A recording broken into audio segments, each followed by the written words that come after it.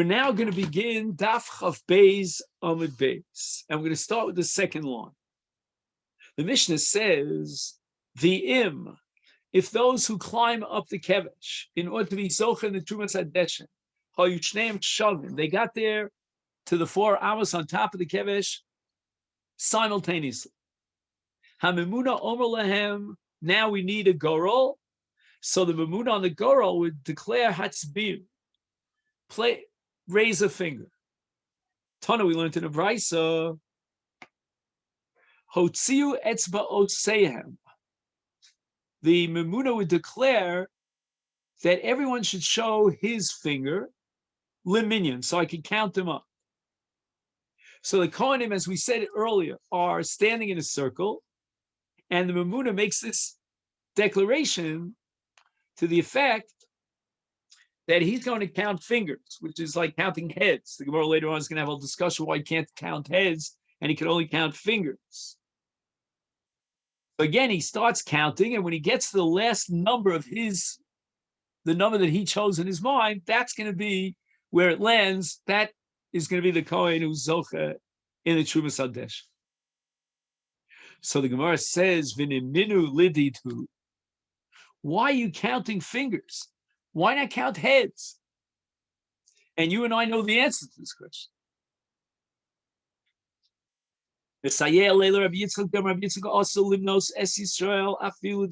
We never count heads.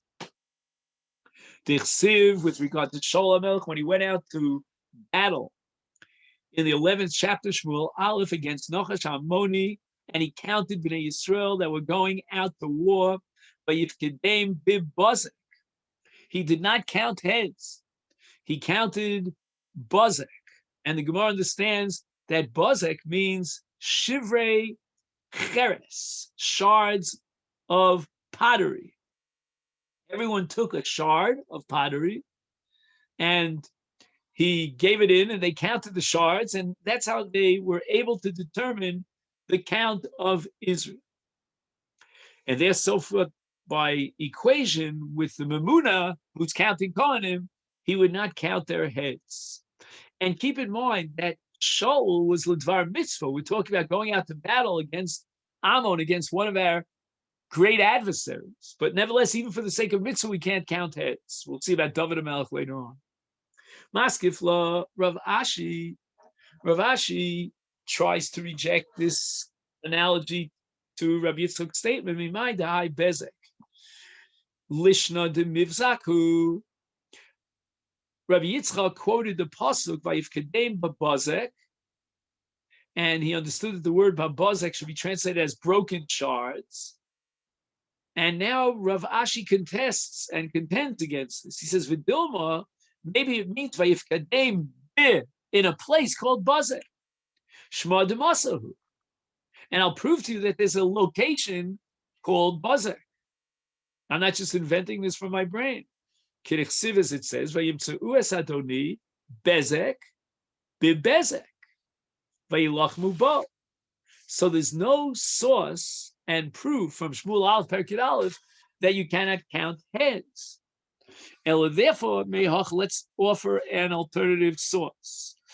In the battle of Shaul against Amalek, here again we're in Shmuel Aleph Perkid Vav. It says, "Vayishamat Shaul es ha'am, vayifkedem bitlaim." Shaul gathered together the people in order to go back out to battle against Amalek, and he, let out a clarion call, a hachroza. And what he did is he took a tleh, a little lamb from each person, and that's how Shaul was able to count them. But he didn't count them body by body, person by person, even though it was for the sake of the great mitzvah of Milchemes HaMolech. So you see that you're not allowed to count.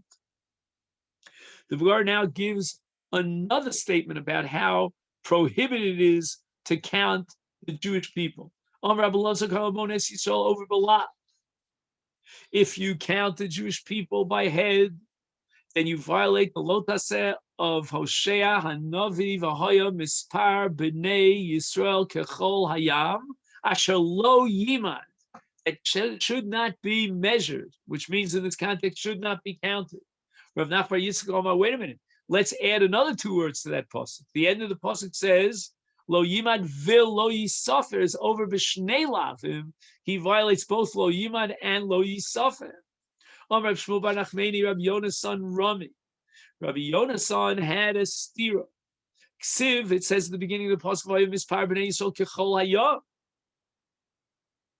And it seems from that pasuk that the numbers of people were like the sand on the bank, that you could possibly count them, but ksiva shelo yimad v'lo yisofer, that sounds like you cannot count them. And Rabbi Yonasan answers, Lo kasha kan bizman shisol osim mitzvot shel makom. You can never count the Jewish people when they are going in the right path, fulfilling God's will. But kan, when it says when it says in the pasuk, mispar b'nei Yisrael, that's bizman she'ein osim ritzono shel makom. Then, if they are not fulfilling the will of God, then there is a limited number, and you could count them. Again, you got to count them in the right way. Gemara now gives another answer to the question, the stira that Rabbi Yonasan raised. Rabbi Omar, Mishum Ava Yossi ben Dostoi, Lo Kasha. Kan bidei Adam, kan bidei Shamayim. Man is not capable of counting, but when the pasuk says at the beginning, V'hoya mispar b'nei Yisrael, that they can be counted, that's bidei Shamayim. That means that the numbers of Jewish people must be so large, so great, with such multitudes, that we cannot count them. Humanly, we cannot count them, but bidei Shamayim, we could count them. Omrav Nihiloi bar Idi Omar Shmuel David Chenismana Adam Paradis al Tzibor Misasher. When a person is appointed as the manig over the tzibur, then he gets rich. Meikara, I'll prove it to you, because at the beginning, when they first counted the numbers of Jews, when they went out to battle with Nachash Almoni, and that was before Shaul was crowned as king of Israel, Ksiv, it says, Vayafkedem bibazek, he would count them with shards of pottery. Ulabasov. When we got to the Milchemes Amalek, that was already after Shaul was crowned as king, and now he counts them again to determine how many Jews could go out to battle, or going out to battle. Ksiv Vayafkedem bitloim. Now he was able to collect lambs. And it seems that this Asher ben Taim, and he writes here in the note, Kavanasa shel Shol Haisa lo dia lebnei Yisrael sheme'oz shemolach etzliach Hashem darko vis Asher ubekach yivtach limam sh'Hashem yeh imam gam ato yatzlichu b'milchama.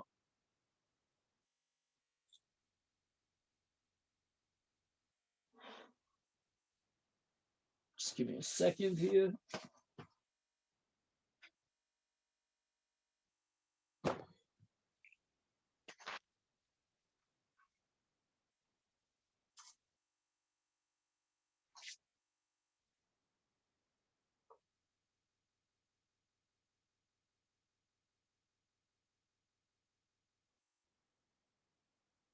Okay, I was hoping to find some explicit support for my premise, but I'm going to take a shot at it. I didn't find any support for it, that Shaul HaMelech actually gave out the tlon. It came from his own bank account, and he circulated these different sheep, and each one brought the sheep, and he counted.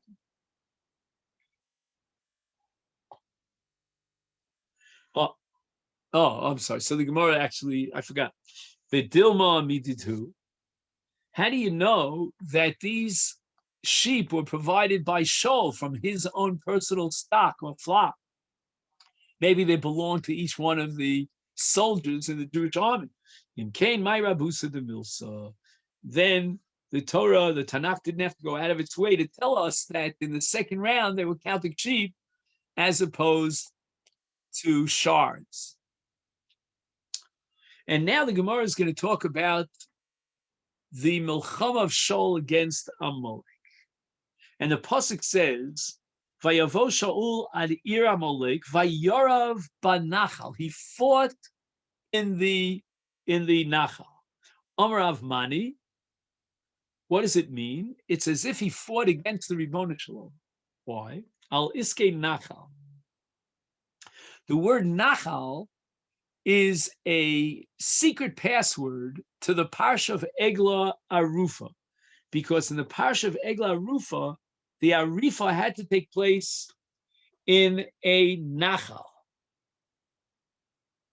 God commands Shaul, Atah lech v'kisa es hamolek, and ve'mato it says meishad isha me'ol ad yonek mishar ve'atzeh migobel ad chamor. Omar Shaul says, wait a minute, I have a kal v'chomer. Uma nefesh achas, you find a dead corpse out in a field, and we don't know who murdered it. Omar Torah, the Torah commands us. Have egla rufa, we need a kapar of an egla rufa. So it means that we are guilty of the sin of shedding blood because one individual died and he was slain. Is calling a fashis halalu. Now you're telling me to kill all these people in Amalek, men, women, and children. Alachas kama kama, for sure we're going to need a kapara for such a thing. And therefore, let me not destroy. Now here's a machlokas. Some say that Shaul was saying, let me not destroy the animals, because if we need a kapara, we need their animals to be makriv them on the mizbeach. Others say, the Marsha, that he said, how can we kill the children? They're not guilty, and therefore we would certainly need a kapara if we murder the children.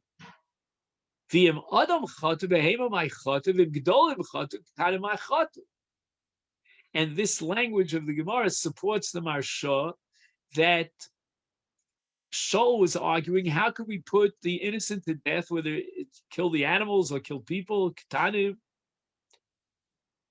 Therefore, says the Marsha that in fact Shaul did not put the children of the Amalekim to death.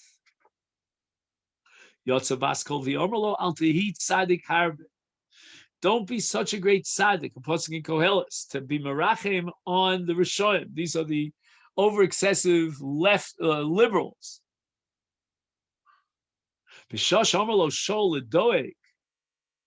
And Rav Mani continues to darshan with regard to Shaul.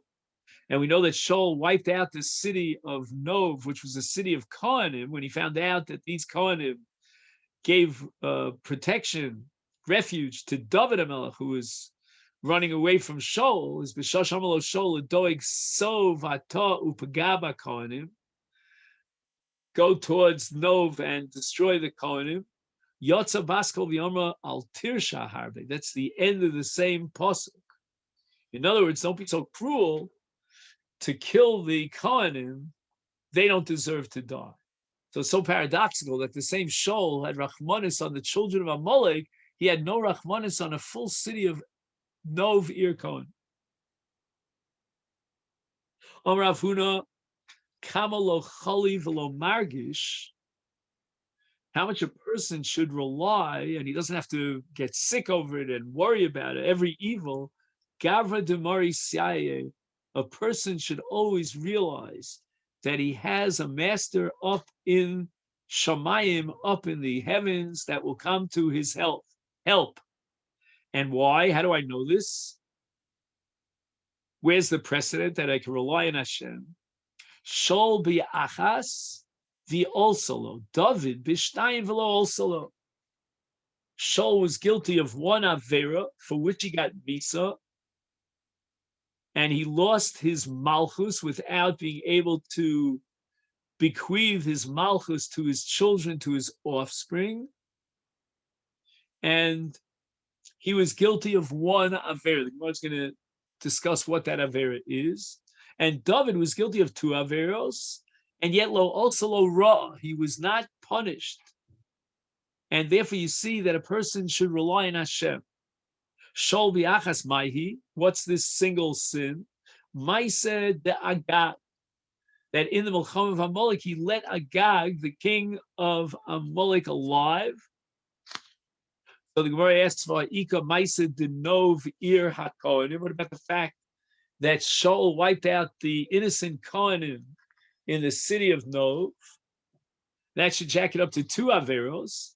And the Gemara says, Hamaisa de Agag ksiv nichamti ki imlachti es Shaul lemelech.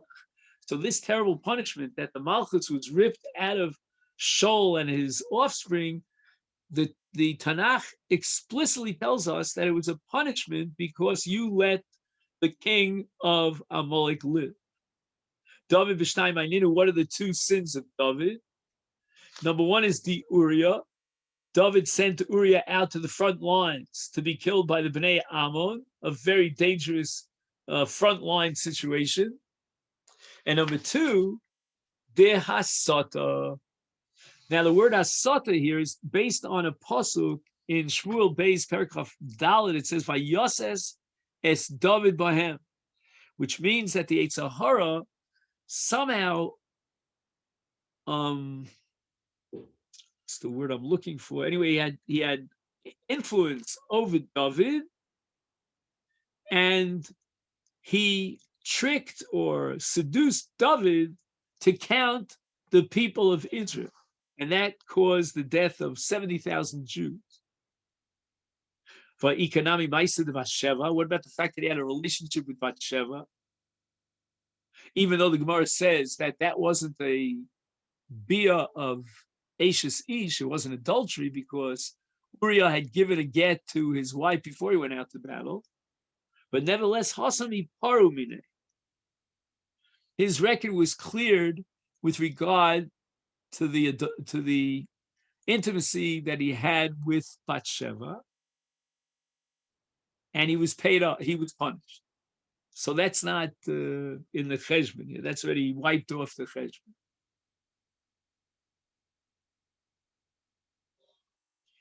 How do I know he was punished? When Nasan Hanavi comes to rebuke David, he gives him a whole mashal about a person who steals, a rich person who steals the keves of a poor person, and he went ahead and he shechted it and he fed it to his guests. And David responded to Nasan, and he says he's a ben maves for taking the little shepsela of the ani and shechting it, etc., etc. And the pasuk says, "V'esakivsa yishalim arba asai."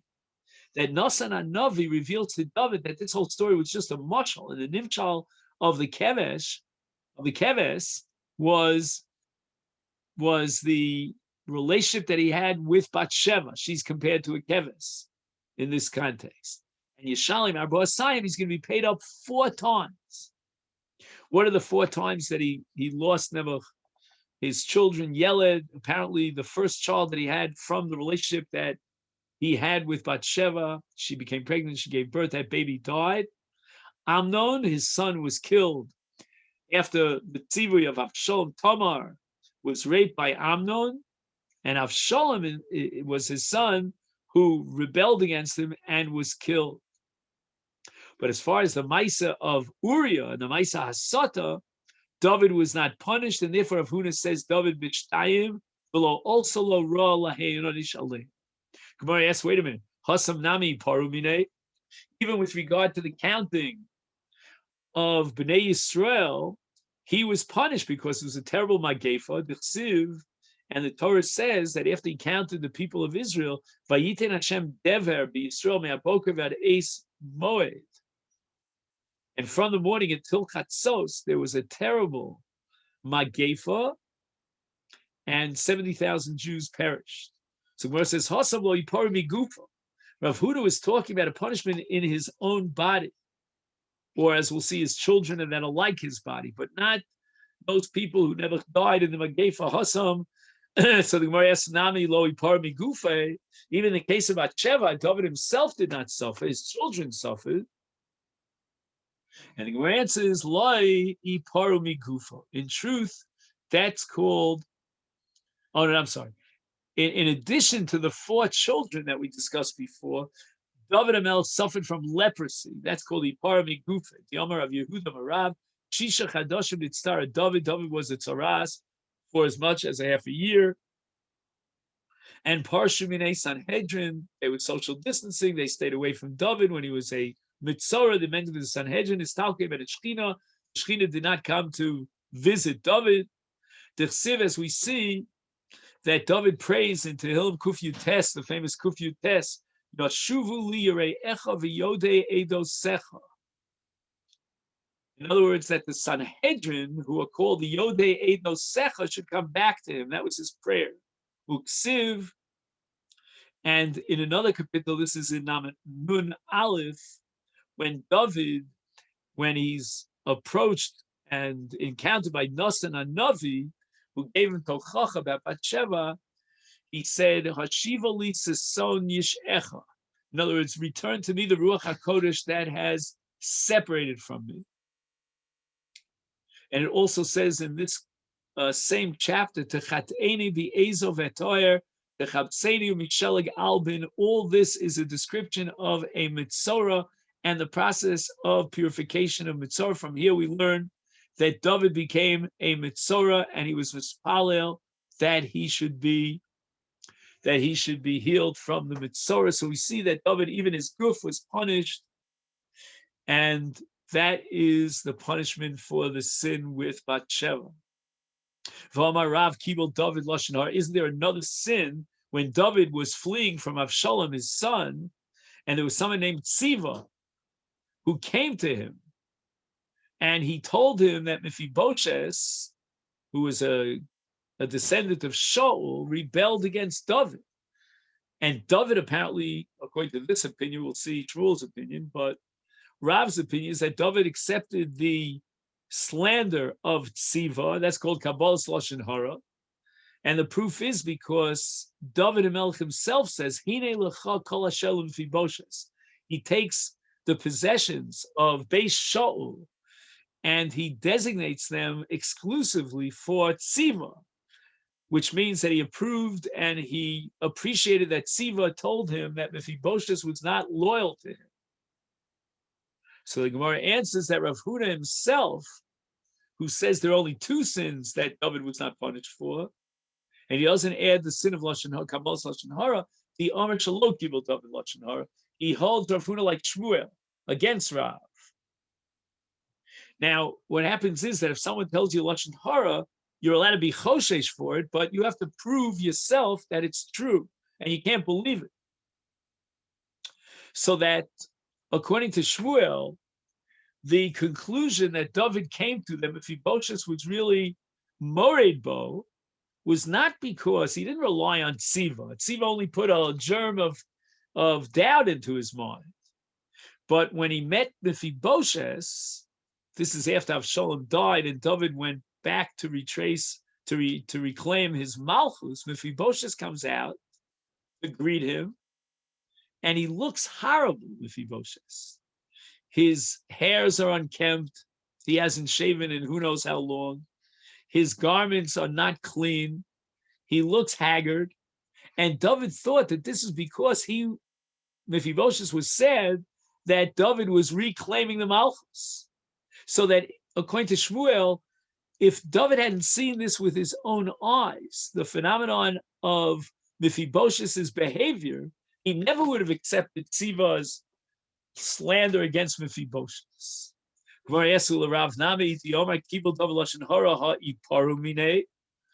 Even if you accept Rav, that David was guilty of accepting the Lashon Hara of Tziva, about Mephibosheth, he was nevertheless punished.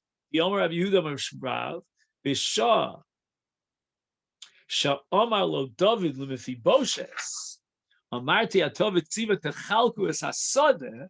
Really, the field belonged by virtue of inheritance law to Mephibosheth, who was a direct line, but yet he would split it with this servant called Tziva.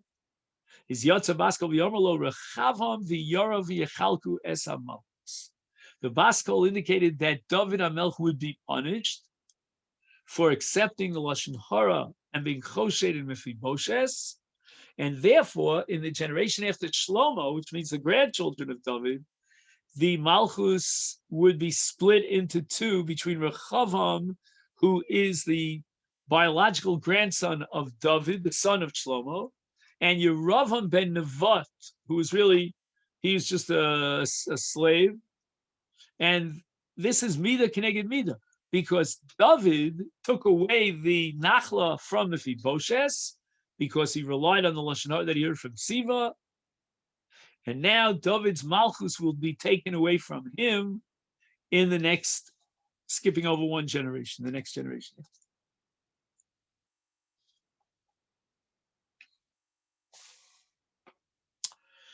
Now the Gemara talks about the greatness of Shaul HaMelech. Ben Shana Shaul ben Molcho. The Torah, the Tanakh says in Shmuel Al Perkid Gimel that Shaul was a king at the age of 1 year old. That can't be taken literally. Amar Avhuna, Ki ben Shana. That Shaul HaMelech was clean and pure, no sins stained his reputation like a 1 year old baby. Lo tam tam chet. He never tasted chet. Now, Rav Nachman Bar Yitzchak is about to challenge this, and there's an implicit, shall I say, derogatory description here of Shaul by implication. Maskif lo Rav Nachman Bar Yitzchak. How do you know the Ben Shana means that lo tam tam chet like a 1 year old? Ema ke Ben Shana shemaluchlach betit ubetzoa. That Shaul was full of refuse and he was filthy with sin. That's a terrible thing that came out of the mouth of Rav Nachman Bar Yitzchak. Achviu leil Rav Nachman siyuta becholme. Rav Nachman had a nightmare. Siyuta becholme is a nightmare. And they showed him something very scary in his dream. And there were certain very fear-inspiring malachim that would overwhelm Rav Nachman during his sleep. And he understood, Rav Nachman, that this was a sign that he interpreted a pasuk as a gnus, as an insult to Shaul. And now Rav Nachman does tshuva.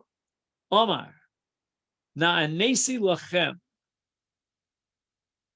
I have spoken words that are against you, more than you deserve. Atzmos Shaul ben Kish. Shaul was long dead at the time of Nachman, obviously. So he's telling the remains of Shaul that I wronged you. But nevertheless, Hadar Chazas Yuta B'cholme. He was still being visited by these nightmares. And once again, he understood that he didn't do enough of a penitent. And therefore, Omar, he now says, Shaul ben Kish Melech Yisrael. He gave him the due kavod by calling him Melech Yisrael. That was his full tshuva. Why did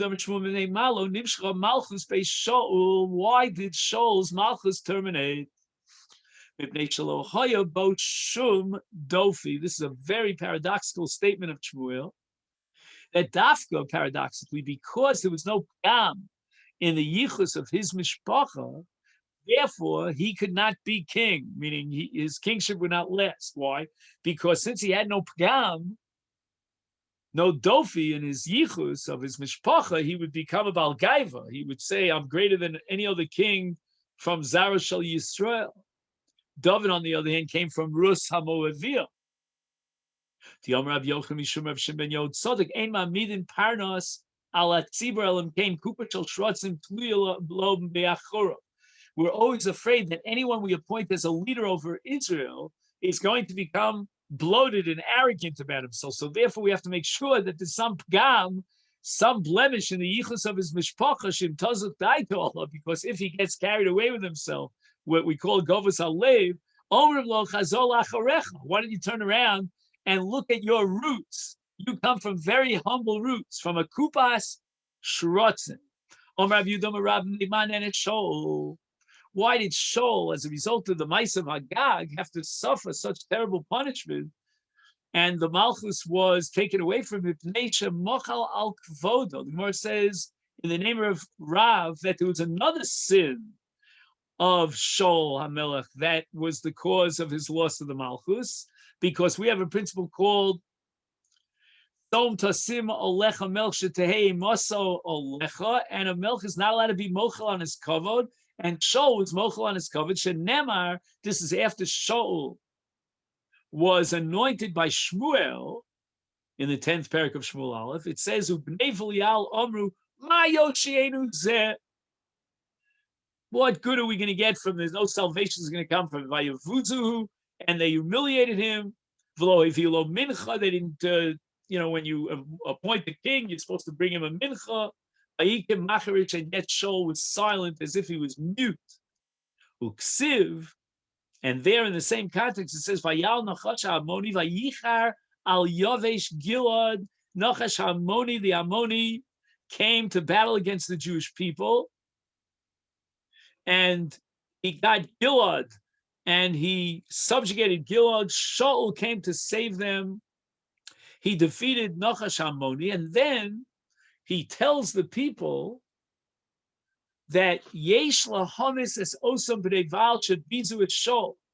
Shmuel says that those who insulted Shaul are b'nei Belial. They humiliated the king. They should be put to death. And Shaul says no. His response is lo yumas each by Yoma zeh. So he was mochel on his covenant, and if he's mochel on his covenant, he doesn't understand what malchus is, and therefore the malchus is taken away from him. Yomer Rabbi Yochanan Mishum Rabbi Shimon ben Yod Tzadok Kol Talmid Chacham. Here we turn to the Chaf Gimel Amid Aleph.